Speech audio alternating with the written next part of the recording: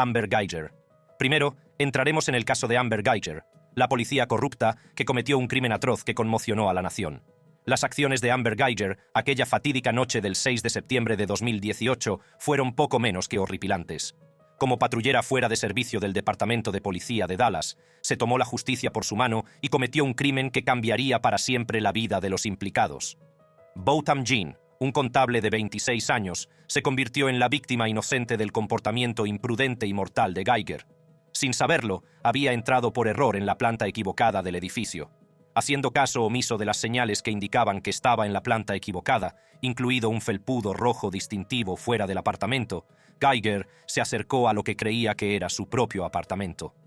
Al intentar abrir la puerta, se dio cuenta de que estaba entreabierta, un detalle que debería haber hecho saltar las alarmas. Pero en lugar de retirarse y pedir refuerzos, Guyger tomó una decisión fatal.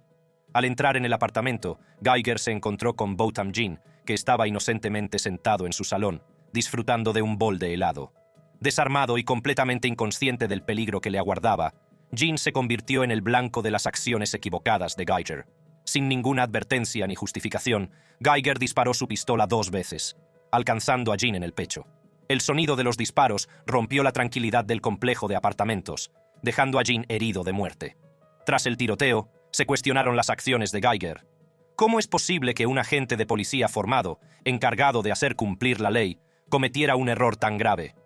Las pruebas presentadas durante el juicio pintaron un cuadro de negligencia y desprecio por los protocolos policiales básicos. Guyger no se percató de las señales que le indicaban que estaba en el apartamento equivocado.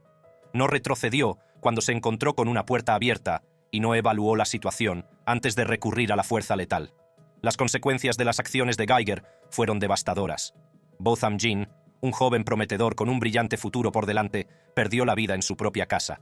La tragedia repercutió en toda la comunidad, provocando protestas y acusaciones de prejuicios raciales. Jean, un hombre negro desarmado, fue asesinado por un agente blanco fuera de servicio, que parecía haber hecho caso omiso de los protocolos y responsabilidades que conlleva llevar una placa. Los cargos presentados contra Amber Guyger conmocionaron a la comunidad e iniciaron un debate nacional sobre la responsabilidad policial. Inicialmente, Guyger fue acusada de homicidio involuntario, cargo que muchos consideraron que no reflejaba adecuadamente la gravedad de sus actos. La ausencia de cargos de asesinato provocó protestas y acusaciones de prejuicios raciales, ya que Botham Jean, un hombre negro desarmado, fue asesinado en su propia casa por un agente blanco fuera de servicio. Sin embargo, el 30 de noviembre de 2018, las tornas empezaron a cambiar. Guyger fue acusado de un cargo de asesinato, un paso significativo hacia la justicia para Botham Jean y sus seres queridos. El cargo de asesinato tenía un peso mayor, ya que requería pruebas de que Guyger había tenido la intención de matar a Jean. Este hecho renovó las esperanzas de quienes piden responsabilidades por las acciones de Guyger. Amber Guyger, cargo asesinato. El juicio de Amber Guyger comenzó el 23 de septiembre de 2019 y captó la atención de la nación. La sala del tribunal se llenó de expectación mientras la fiscalía presentaba su caso, con el objetivo de demostrar que las acciones de Guyger no fueron el resultado de un simple error, sino más bien una decisión consciente de usar fuerza mortal. La defensa, por su parte, trató de presentar a Guyger como un agente entregado que cometió un trágico error de juicio. A lo largo del juicio, se presentaron al jurado pruebas clave.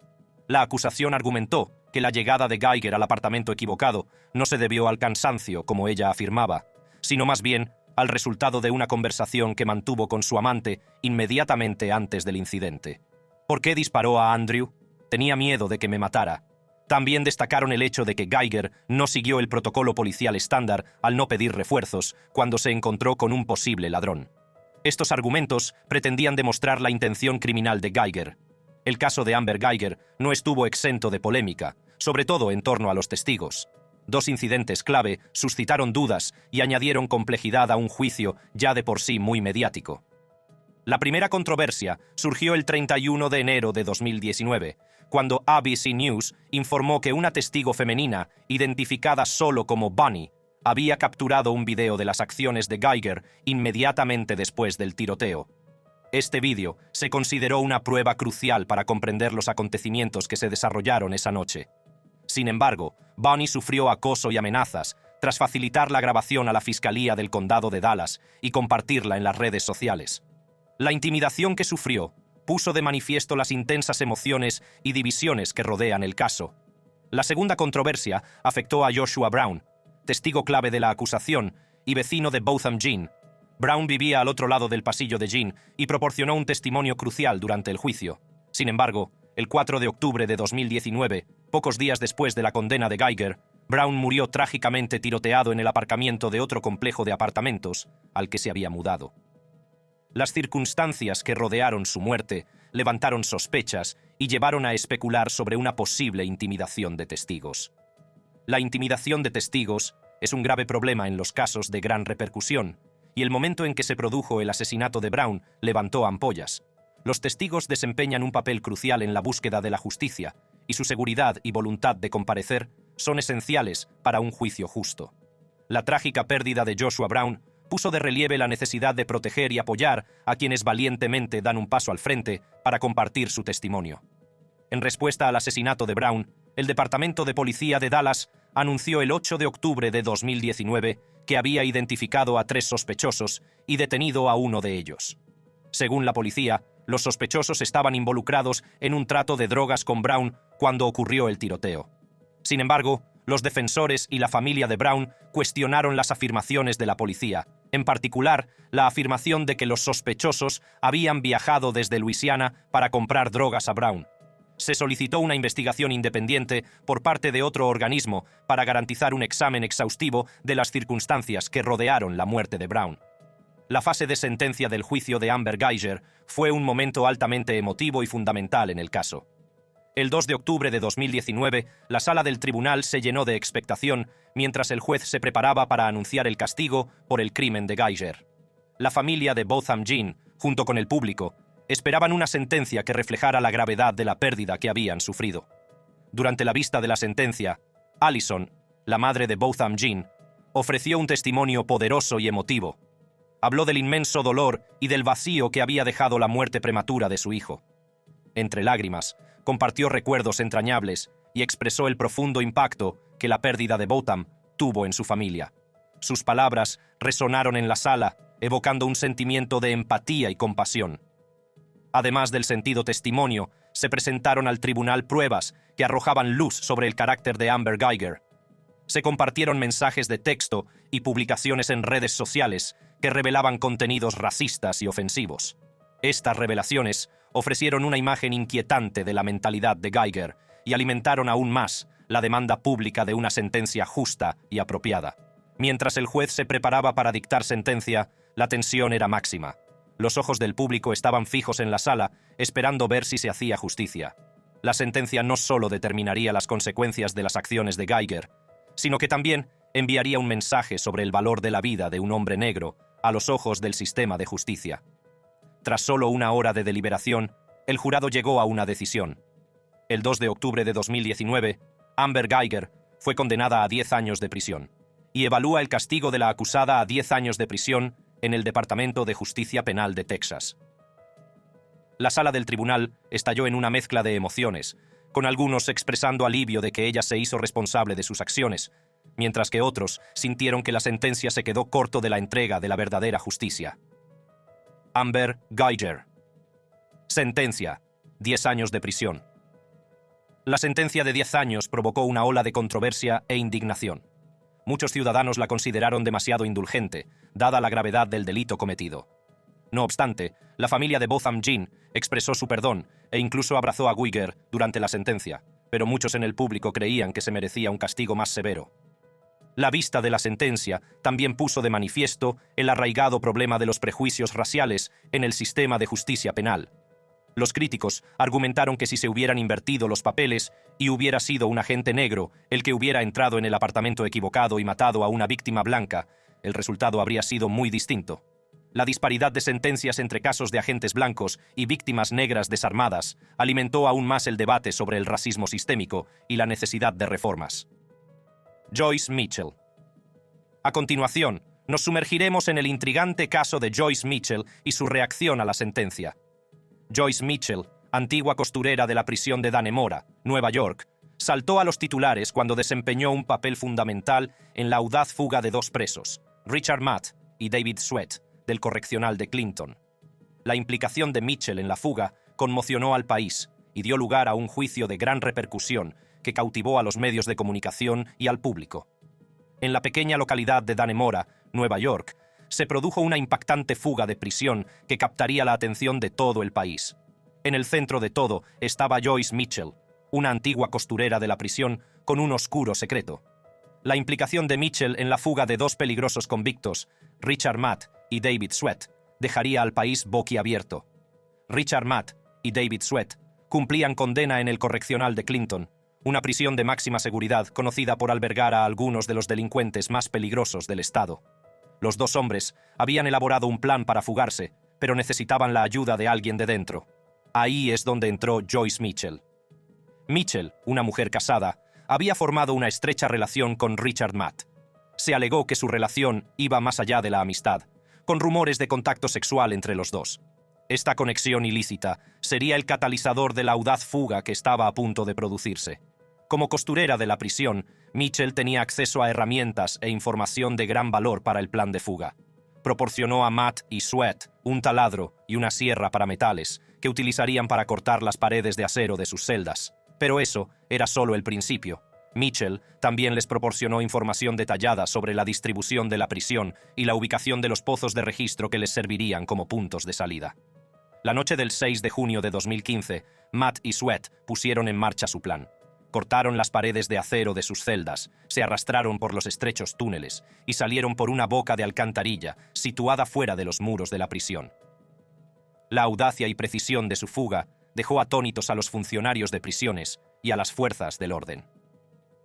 La noticia de la fuga corrió como la pólvora y se inició una persecución masiva para capturar a los fugitivos. La búsqueda de Matt y Sweat consumió al país, y la cobertura mediática y el interés público alcanzaron niveles sin precedentes. La pequeña localidad de Dannemora se convirtió en el epicentro de la búsqueda, y las fuerzas del orden de todo el estado acudieron a la zona.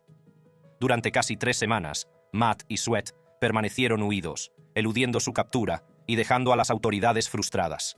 La persecución se extendió por un terreno escarpado, con agentes del orden peinando densos bosques y traicioneras montañas en busca de los fugitivos. La población estaba en vilo, temiendo que estos peligrosos delincuentes pudieran volver a atacar en cualquier momento. Pero la persecución llegaría a su fin.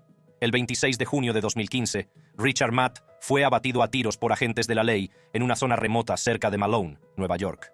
David Sweat fue capturado 2 días después, a pocos kilómetros de la frontera canadiense. La nación respiró con alivio colectivo cuando los 2 convictos fueron puestos de nuevo bajo custodia. La fuga orquestada por Richard Matt, David Sweat y Joyce Mitchell fue una verdadera historia de crimen que cautivó a la nación. La audacia y la meticulosa planificación de la fuga dejaron perplejas a las autoridades. La traición de Mitchell a su puesto de funcionaria de prisiones conmocionó a la opinión pública, y su implicación en la fuga tendría consecuencias de gran alcance. La atención se centró en Joyce Mitchell, la mujer que había desempeñado un papel crucial en la audaz fuga de la prisión. Las acciones de Mitchell no habían pasado desapercibidas y pronto se enfrentaría a las consecuencias de su traición. El 12 de junio de 2015, pocos días después de la captura de Sweat y la muerte de Matt, Joyce Mitchell fue detenida. Fue acusada de múltiples delitos, entre ellos proporcionar contrabando a los presos y facilitar su fuga. Joyce Mitchell, cargo, facilitación de delitos en 4º grado, fomento del contrabando en prisión en 1er grado. La noticia de la detención de Mitchell causó conmoción en toda la comunidad al conocerse el alcance de su implicación en la fuga. A medida que se desarrollaba el caso contra Mitchell, surgieron detalles que pintaban un cuadro inquietante de su relación con Richard Matt. Se afirmaba que Mitchell había mantenido contactos sexuales con Matt, lo que ahondaba aún más en la red de corrupción y traición. La opinión pública quedó atónita ante la revelación de que una funcionaria de prisiones pudiera estar implicada en actividades tan ilícitas. El juicio de Joyce Mitchell fue un acontecimiento muy publicitado, con medios de comunicación de todo el país acudiendo a la pequeña ciudad de Dannemora. La sala del tribunal estaba abarrotada de espectadores deseosos de presenciar el proceso y escuchar las pruebas contra Mitchell. La acusación presentó un caso convincente, destacando el papel de Mitchell en la fuga y su supuesta relación sexual con Richard Matt. A lo largo del juicio, Mitchell mantuvo su inocencia, alegando que había sido coaccionada para ayudar a Matt y Sweat. Argumentó que había temido por la seguridad de su familia y que se había sentido atrapada en la situación. Hice mal. Merezco ser castigada, pero la gente tiene que saber que solo intentaba salvar a mi familia. Sin embargo, las pruebas presentadas por la Fiscalía mostraban una imagen diferente, la de un participante voluntario en la trama de la fuga. Los testigos declararon que Mitchell había participado activamente en la fuga y detallaron cómo había proporcionado las herramientas y la información necesarias para que Matt y Sweat pudieran escapar. La Fiscalía también presentó pruebas de la relación sexual de Mitchell con Matt, lo que dañó aún más su credibilidad y pintó un retrato condenatorio de su carácter.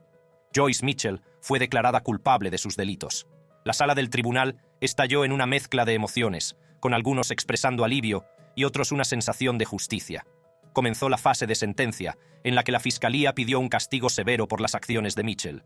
Argumentaron que su traición a su puesto como funcionaria de prisiones y su implicación en la fuga justificaban una condena importante. El equipo de defensa de Mitchell, por su parte, abogó por la indulgencia, citando su supuesta coacción y el temor por la seguridad de su familia. Señorita Mitchell, no encuentro creíble esa explicación. La vida de su marido no habría corrido más peligro por exponer el complot para escapar.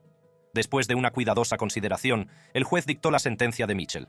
Aunque expresó remordimiento por el daño que causó a la comunidad, también declaró que cree que la sentencia negociada es demasiado dura. Iba a cumplir hasta 7 años de prisión por su papel en la fuga. Joyce Mitchell, sentencia, 3 años, a 7 años de prisión, multa de $5,000. La sentencia fue recibida con reacciones mixtas, con algunos sintiendo que era demasiado indulgente, dada la gravedad de sus acciones. La propia Mitchell expresó remordimiento durante el juicio, reconociendo el daño que había causado y la traición a su posición como agente de la ley. El juicio de Joyce Mitchell fue un duro recordatorio de la corrupción y la traición que pueden darse en el sistema de justicia penal. Las acciones de Mitchell tuvieron consecuencias de largo alcance, no solo para ella, sino también para la comunidad y el sistema penitenciario en su conjunto. El caso sirvió de advertencia y puso de relieve la importancia de la confianza y la integridad en el sistema de justicia penal. Denise Prell. Denise Prell, antigua trabajadora de una prisión de Nueva York, ha sido condenada recientemente a 1 año entre rejas tras admitir haber mantenido una aventura con un recluso. Todo comenzó en el correccional de Clinton, la misma prisión que cobró notoriedad en 2015, cuando 2 reclusos, Richard Matt y David Sweat, lograron fugarse. Denise Prell trabajaba en la sastrería de la prisión, donde pronto conocería a Paul Norris, un preso que cumplía una condena de 20 años por homicidio en primer grado. Prell, casada en aquel momento, se sintió atraída por Norris. Su relación floreció en los confines de la sastrería, donde pasaron incontables horas juntos. Prell, como muchos otros que se han visto envueltos en relaciones prohibidas, luchó por justificar sus actos. Pero la historia de Prell guarda sorprendentes similitudes con otro escándalo que sacudió el correccional de Clinton unos años antes. Joyce Mitchell, instructora del taller de sastrería de la prisión, se involucró sexualmente con Richard Matt y David Sweat, y en última instancia colaboró en su audaz fuga. Mitchell, que también estaba casada en aquel momento, sigue casada en la actualidad. Los paralelismos entre Prell y Mitchell son asombrosos. Ambas estaban casadas cuando empezaron a relacionarse con los reclusos, y las dos se vieron atrapadas en una red de deseo prohibido. Sin embargo, Prell insiste en que su aventura no arruinó su matrimonio, pues ya estaba arruinado hace mucho tiempo. A medida que la relación de Prell con Norris se profundizaba, los funcionarios de prisiones empezaron a sospechar. Empezaron a interrogar a Prell sobre su relación con el recluso, y ella se enfrentó a una difícil decisión. Al ser interrogada, Prell admitió haber besado a Norris, haberle dado dinero e incluso haber enviado giros postales a su cuenta de la prisión. Sin embargo, negó con vehemencia haber ayudado a Norris a fugarse. Más tarde fue acusada de un delito de contrabando penitenciario en 2º grado, un delito de abuso sexual en 3er grado y 23 delitos de conducta impropia. Denise Prell, cargo contrabando de prisiones en 2º grado, abuso sexual en 3er grado, mala conducta oficial. Al comenzar el juicio, la sala se llenó de expectación. Prell, acompañada de su abogado, Justin Herzog, se preparaba para afrontar las consecuencias de sus actos. La acusación presentó un caso convincente, destacando las pruebas de la relación de Prell con Paul Norris, el recluso con el que tuvo una aventura ilícita. El hecho de que Prell admitiera haber besado a Norris, haberle dado dinero y haberle enviado giros postales a su cuenta de la prisión pesó mucho en su contra. La Fiscalía argumentó que sus acciones constituían abuso sexual y mala conducta oficial, cargos que conllevaban importantes penas. Pocas horas antes de la sentencia, Prell habló con Inside Edition y expresó su temor a que sus hijos la visitaran en la cárcel. Entre lágrimas dijo: «No quiero que me vean así, porque creo que les destrozará. No quiero que mis hijos me visiten en la cárcel. No quiero que me vean así, porque creo que les romperá». El estado emocional de Prell era evidente, pero el tribunal tuvo que considerar la gravedad de sus actos. El juez, sopesando las pruebas y el impacto de las decisiones de Prell, emitió el veredicto. Inicialmente, se declaró inocente de todos los cargos. Su señoría, ella renunciaría a una lectura formal y se declararía inocente de los 25 cargos. En su sentencia, Dennis parecía emocionado y lloroso. Tras llegar a otro acuerdo y admitir su culpabilidad, recibió su sentencia definitiva. Su criminalidad en este asunto, del que se declaró culpable, es difícil, si no casi imposible, de entender a la luz de lo que esta comunidad tuvo que pasar. Denise Prell fue condenada a 1 año entre rejas. La sala del tribunal estalló en una mezcla de conmoción e incredulidad. El abogado de Prell, Justin Herzog, argumentó que su situación no era comparable a la fuga de prisión de 2015 que había cautivado a la nación. Denise Prell. Sentencia: 1 año de prisión. Hubo una fuga de prisión. Hubo sugerencias de un complot de asesinato contra el marido de alguien. Solo un montón de anarquía. Esto es solo un romance fuera de lugar. La defensa de Herzog se centró en la idea de que las acciones de Prell estaban motivadas por un amor de cachorro más que por una intención maliciosa. Hizo hincapié en que la probabilidad de que Prell cometiera otro delito era nula. Cuando Prell abandonó la sala, se enfrentó a la realidad de su sentencia. Su vida cambiaría para siempre por las consecuencias de sus decisiones. Mientras tanto, Paul Norris, el recluso con el que Prell tuvo la aventura, seguía negando que hubiera existido relación alguna. Desde entonces, había sido trasladado a otra prisión, dejando tras de sí un reguero de preguntas sin respuesta. Cuando Prell comenzó a cumplir su condena de 1 año entre rejas, su vida dio un giro dramático. Las consecuencias de su aventura prohibida repercutieron en sus relaciones personales, dejando un rastro de confianza rota y sueños rotos. Delia Ruiz. Delia Ruiz, ex agente del Departamento de Policía de Friona, ha sido condenada recientemente a 20 años de prisión federal por abusar sexualmente de 2 adolescentes. Los espeluznantes detalles de sus delitos y el posterior juicio han dejado a la comunidad incrédula. Delia Ruiz, de 31 años, era agente del Departamento de Policía de Friona. Pero tras su placa y su uniforme, escondía un oscuro secreto. Los expedientes judiciales revelan que Ruiz mantuvo relaciones sexuales no con 1, sino con 2 adolescentes. La primera víctima fue un chico de 16 años, con el que Ruiz comenzó una relación en noviembre de 2020. Esta relación continuó durante varios meses, incluso cuando el chico cumplió 17 años en la primavera de 2021. Durante este tiempo, Ruiz le envió mensajes coquetos, fotografías íntimas suyas e incluso vídeos en los que participaba en actos sexuales. La manipulación y explotación de un adolescente vulnerable es realmente perturbadora, pero las espeluznantes revelaciones no acaban ahí. En la primavera de 2021, Ruiz se fijó en otra víctima, un chico de 15 años al que conoció a través de la adolescente mayor. Le envió mensajes coquetos y quedó con él en el aparcamiento de una iglesia para tener encuentros sexuales en su coche. Este comportamiento depredador se produjo no solo una vez, sino 3.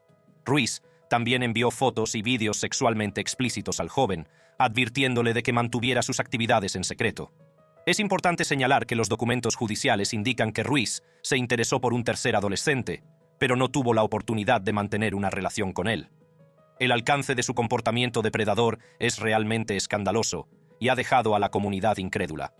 Estos delitos salieron a la luz cuando Ruiz fue detenido en octubre de 2021 y posteriormente despedido del Departamento de Policía de Friona. La traición de la confianza de alguien que juró proteger y servir es profundamente inquietante, y el impacto en las víctimas y sus familias no puede ser exagerado. Delia Ruiz, tras su detención en octubre de 2021, se enfrentó a graves cargos relacionados con su comportamiento depredador hacia los adolescentes. En enero, se declaró culpable de un cargo de incitación a un menor, un cargo que conlleva una pena importante. Con una posible condena de entre 10 años y cadena perpetua, era mucho lo que estaba en juego para Ruiz. Delia Ruiz cargo: seducción de menores, agresión sexual. El juicio tuvo lugar en un tribunal federal de Amarillo, donde el juez de distrito Matthew Ata Kaczmarek presidió el proceso. La sala del tribunal se llenó de tensión, mientras la comunidad esperaba justicia para las víctimas y la rendición de cuentas por las acciones de Ruiz. Durante el juicio, la Fiscalía presentó pruebas convincentes, incluidos los mensajes explícitos, fotografías y vídeos que Ruiz había enviado a las víctimas. El jurado escuchó los testimonios de las víctimas, que compartieron con valentía sus experiencias y la carga emocional que les había supuesto. Ruiz, en un giro sorprendente de los acontecimientos, admitió sus delitos durante el juicio. Reconoció haber mantenido relaciones sexuales con los adolescentes y haberles enviado contenido explícito. Su admisión dejó a la sala incrédula al quedar al descubierto todo el alcance de su comportamiento depredador. Tras considerar detenidamente las pruebas y el impacto de las acciones de Ruiz, el juez Kaczmarek emitió su veredicto. Condenó a Delia Ruiz a 240 meses, o 20 años, de prisión federal. La sentencia refleja la gravedad de sus delitos y pretende garantizar que responda por el daño causado. Delia Ruiz sentencia. 20 años de prisión. La reacción a la sentencia ha sido variada. Algunos miembros de la comunidad consideran que el castigo no es lo suficientemente severo, dada la naturaleza de los crímenes de Ruiz. Otros creen que la sentencia tiene un fuerte efecto disuasorio y envía el mensaje de que no se tolerará este tipo de comportamiento. Después de que el juez, Matthew J. Kaczmarek, pronunciara el veredicto, condenando a Delia Ruiz a 20 años de prisión federal, la sala se llenó de una mezcla de emociones. Las víctimas y sus familias sintieron alivio y justicia al saber que Ruiz tendría que rendir cuentas por sus actos. Pero, ¿cuál fue la reacción de Ruiz ante las consecuencias de sus delitos? Los informes de la sala indican que Ruiz mostró poca emoción cuando se leyó la sentencia. Mantuvo una actitud estoica, aparentemente ajena a la gravedad de sus actos y al impacto que tuvieron en las víctimas.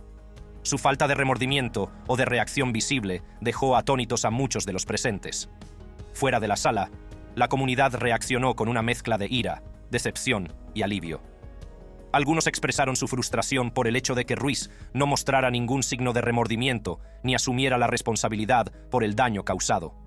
Otros se sintieron aliviados de que se hubiera hecho justicia y de que las víctimas pudieran iniciar el proceso de curación. Gracias por vernos. Haz clic en los vídeos de tu pantalla para ver contenidos similares.